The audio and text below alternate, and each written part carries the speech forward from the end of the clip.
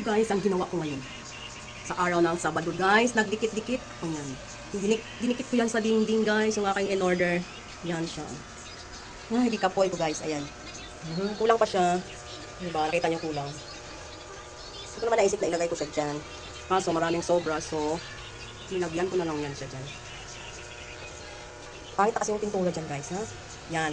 O-orderan ko pa yan. Yan. Kung malaki pang kulang din sa baba. Diba? Sobrang pagod-pagod ako guys. Hindi ko na pinapakita kung paano ko dinikit kahit baka ayaw nyo nang gumawa. Kasi ang dalit lang naman guys. Oh guys. Ito dikitan ko pa to. Diba? Ang pangit kasi pag ayan. Ganyan kasi yung kanyang pintura. So yan. Mag-order pa ako yan. Yan. O-order pa ako.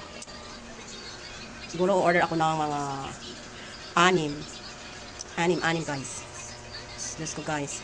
Hindi lang paglalaba ang aking ginagawa. DIY din ako dyan sa aking dingding. Yan, diba? So guys, that is for today's video.